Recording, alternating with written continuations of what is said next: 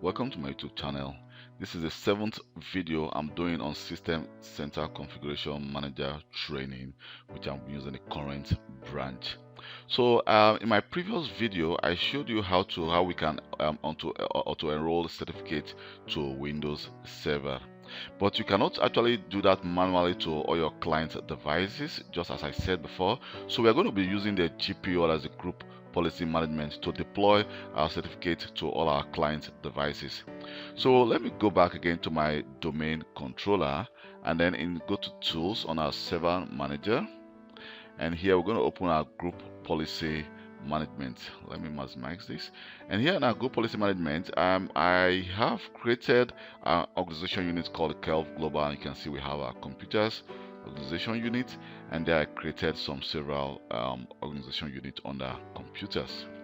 So I've actually included my computers here in this client machine. I have 2 devices which are right now in this client machine, so I'm still here to actually add the other clients which we'll be using for this training to the client organization unit. So here I'm going to actually create a new GPO and link it to this organization unit. So I'm going to call this let me just call this Enroll SCCM Workstation Workstation authentication. I'll just call it certificates.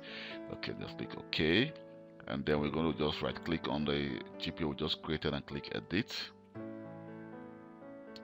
So in the GPO, we are going to actually go to the under the computer configuration. We need to click policies, and here we need to click Windows settings.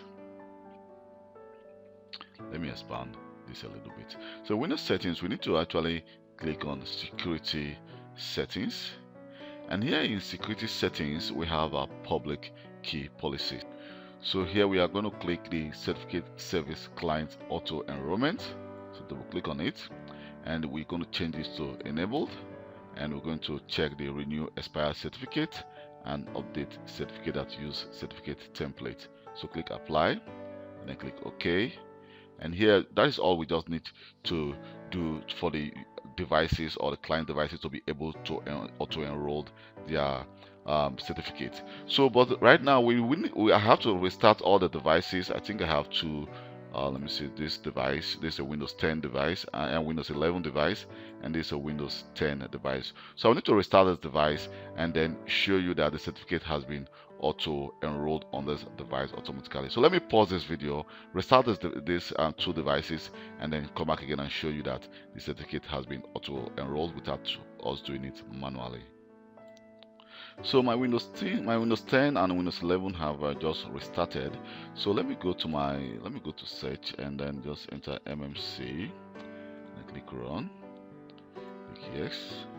So let's try to add our certificate. Let's add the remove snapping, and then go to certificate to add. Then I'm going to add this computer account, the local computer, and then click finish.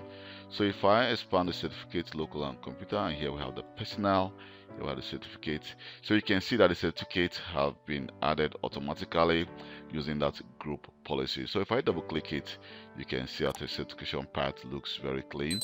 So here we have our domain server, and we have the fully qualified domain name for this device, which is brun002.kelvglobal.com. So let me go to my Windows 10 device and go to the search and do MMC. Select yes. Let me go to file and add the snapping certificate, and it's going to be for this computer account, so the local computer. Let me just click OK.